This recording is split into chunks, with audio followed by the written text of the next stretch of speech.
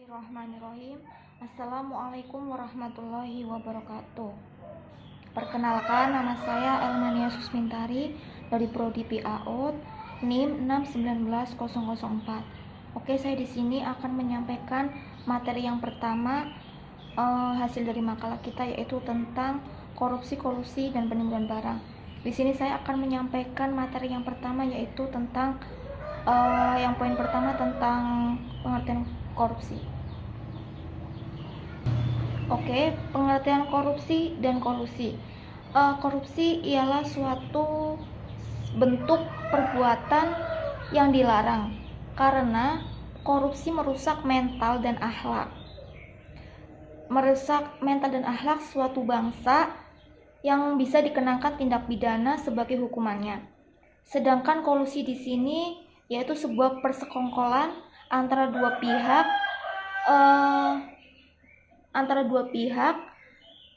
untuk suatu perbuatan yang melanggar hukum dan merugikan orang lain. Sebagai contoh, yaitu seorang pejabat yang berwenang memutuskan pemenang sebuah tender bersepakat dengan salah satu seorang pengaju tender agar tendernya yang dimenangkan, maka kesepakatan ini disebut sebagai kolusi.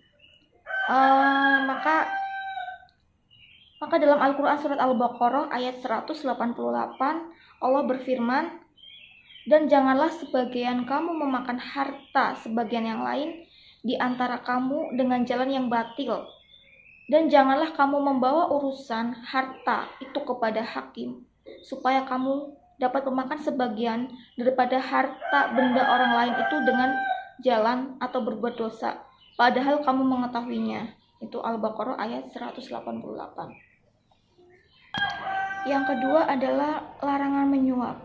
Pengertian suap di sini adalah sesuatu yang diberikan kepada seseorang dengan syarat agar orang yang diberi tersebut dapat menolong orang yang memberi. Masuknya di sini yaitu sesuatu yang dapat berupa uang ataupun harta benda yang diberikan kepada seseorang dengan tujuan meraih sesuatu yang diinginkan berkat bantuan yang diberi tersebut. Pada salah satunya yaitu pada riwayat Abu Daud, yaitu menceritakan kepada kami Quthaibah menceritakan kepada kami Abu Uwanah dari Umar bin Abi Salamah dari bapaknya dari Abi Hurairah berkata, "Melaknat Rasulullah akan orang yang menyuap dan orang yang disuap dalam urusan hukum." Riwayat Abu Daud Nailul Autar ayat 8 halaman 276. Dan ada juga dari riwayat menurut hadis riwayat Ahmad dan Nailul Autar ayat 4 halaman 276, yaitu dari Tasubana berkata, "Rasulullah melaknat orang-orang yang menyuap dan orang-orang yang disuap, dan juga yang menjadi perantara di antara keduanya." Oke, mungkin itu saja yang bisa saya sampaikan. Kurang lebihnya saya mohon maaf. Wassalamualaikum warahmatullahi wabarakatuh. Assalamualaikum warahmatullahi wabarakatuh. Perkenalkan, nama saya Mutina, Prodi PAUD NIM 619.005. Nah, di sini saya akan melanjutkan yaitu penjelasan tentang yang poin F, penjelasan hadis. Hadis di atas menjadi dalil tentang haramnya memberi hadiah dan menerimanya terhadap seorang pejabat. Hal itu merupakan pengkhianatan karena ia berkhianat terhadap jabatan dan kekuasaannya. Dalam Islam, hadiah dianggap salah satu cara untuk merekatkan persaudaraan dan persahabatan, sebagaimana disebutkan dalam sebuah hadis yang diriwayatkan oleh Imam Malik dalam kitab Muwatta dari Al-Khurasani, yang artinya, "Saling bersalamlah kamu semua, niscaya akan menghilangkan kedengkian. Saling memberi hadiahlah kamu semua, niscaya akan saling mencintai dan menghilangkan percekcokan." Hadis riwayat Imam Malik. Bagi orang yang diberi hadiah, disunahkan menerimanya meskipun hadiah tersebut kelihatannya hina atau tidak berguna. Nabi bersabda, yang artinya dari Anas radhiyallahu bahwa Nabi SAW bersabda, "Kalau saya diberi hadiah keledai, pasti akan saya terima." Hadis riwayat Tirmidzi. Hal ini dinyatakan pula dalam hadis lain dari Khalid bin Adi. Dari Khalid bin Adi bahwa Nabi Shallallahu Alaihi Wasallam bersabda, siapa yang mendapatkan dari saudaranya suatu kebaikan atau hadiah tanpa berlebih-lebihan dan tanpa mendatangkan masalah, maka hendaklah ia menerimanya dan tidak boleh menolaknya. Hal itu merupakan rezeki yang diturunkan oleh Allah kepadanya. Dari keterangan di atas, jelaslah bahwa pada dasarnya memberikan hadiah kepada orang lain sangat baik dan dianjurkan untuk lebih meningkatkan rasa saling mencintai. Begitu pula bagi yang diberi hadiah, disunahkan untuk menerimanya. Akan tetapi, Islam pun memberi rambu-rambu tertentu dalam masalah hadiah ini, baik yang berkaitan dengan pemberi hadiah maupun penerimanya.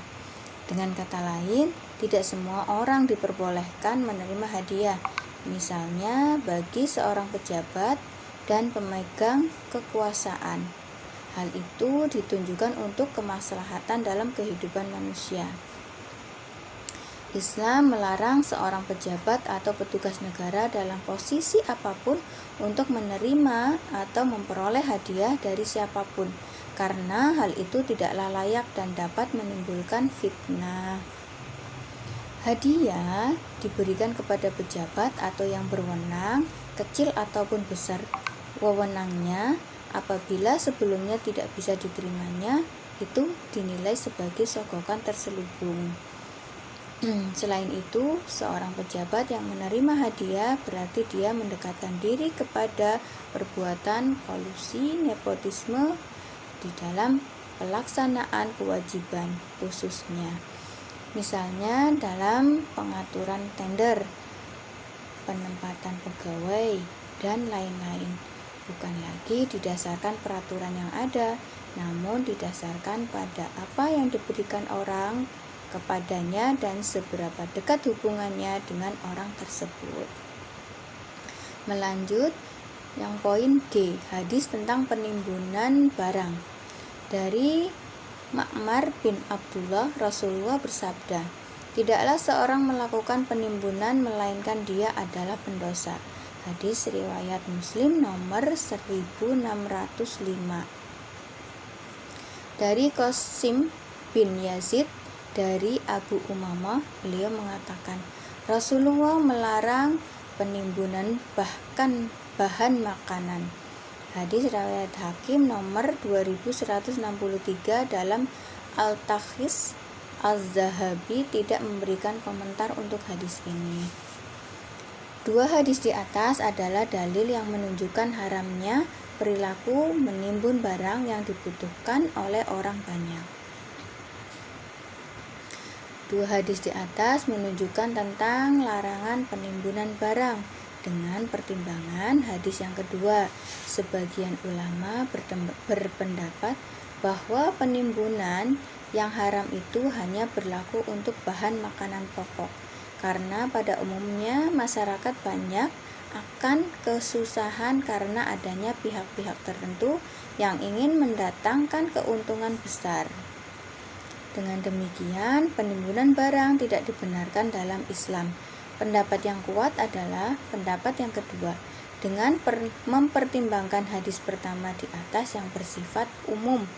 Adapun terkait hadis kedua, berlaku sebuah kaidah usul fikih yang mengatakan bahwa disebutkannya salah satu anggota bagian dari kata-kata yang bersifat umum. Dengan hukum yang sejalan dengan hukum yang berlaku untuk kata-kata umum tidak menunjukkan adanya pengkhususan. Oleh karena itu, semua bentuk penimbunan barang itu terlarang dalam ajaran Islam, baik penimbunan barang dalam bentuk beras, sembako, maupun non-sembako. Dengan demikian, jika seseorang memborong barang untuk kebutuhan pribadinya, manakala harganya murah, lalu barang tersebut dia simpan, kemudian baru dijual, maka tindakan tersebut tidak termasuk penimbunan yang haram. Demikian dari saya. Terima kasih. Wassalamualaikum warahmatullahi wabarakatuh. Assalamualaikum warahmatullahi wabarakatuh. Nama saya Nisa Aula Darojah, NIM 619008. Di sini saya akan melanjutkan materi dari Mbak Elma, yaitu penjelasan tentang larangan menyuap atau riswah.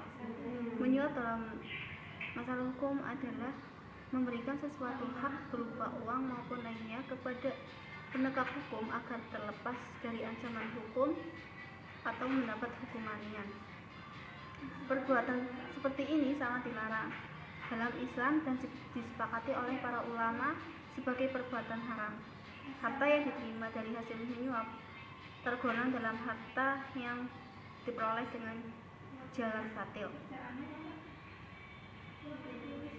Suap menyuap ini sangat berbahaya bagi kehidupan bermasyarakat karena bisa merusak berbagai tatanan atas sistem yang berada di masyarakat dan menyebabkan terjadinya kecerobohan dan kesalahan dalam menetapkan ketetapan hukum, sehingga hukum ini dapat dipermainkan dengan uang. Akibatnya terjadi kekacauan dan ketidakadilan.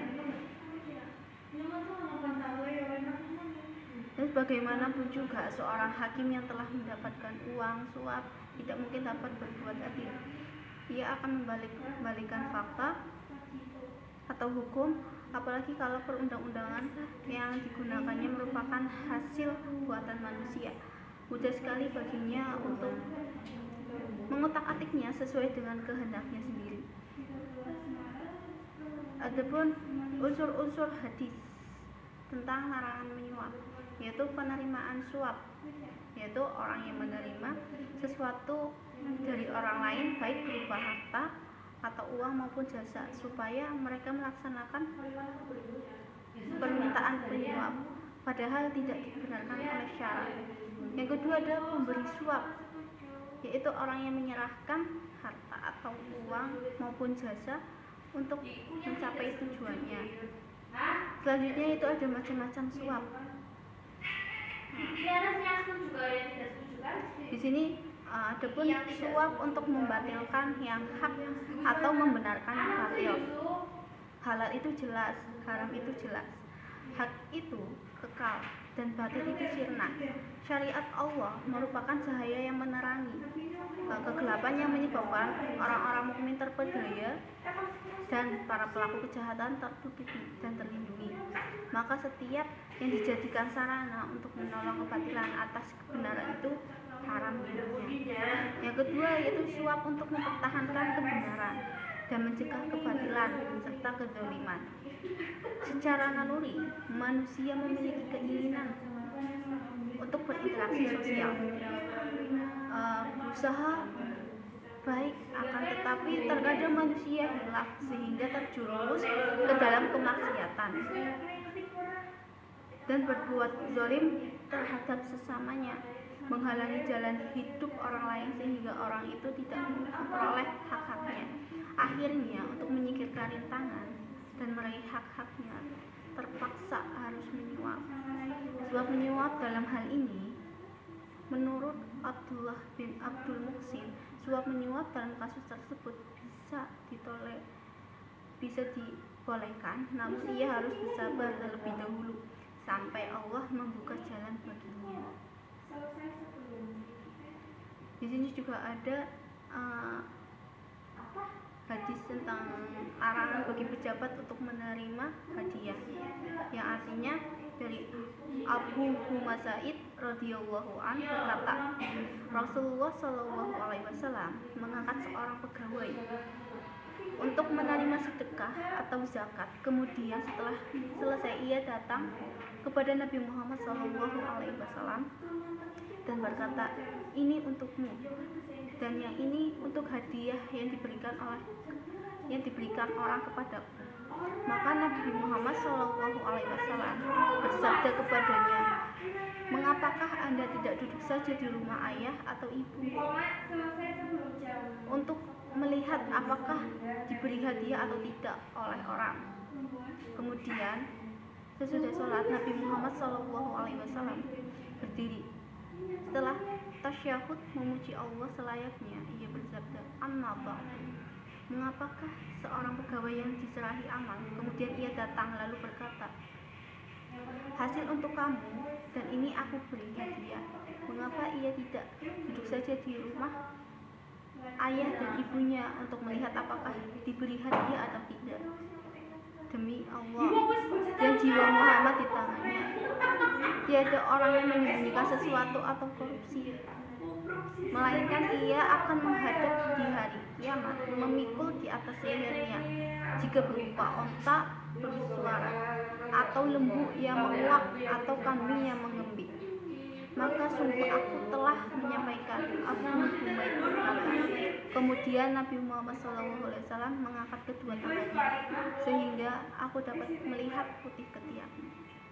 Terima kasih. Materi selanjutnya akan dibawakan oleh Bu Mutina.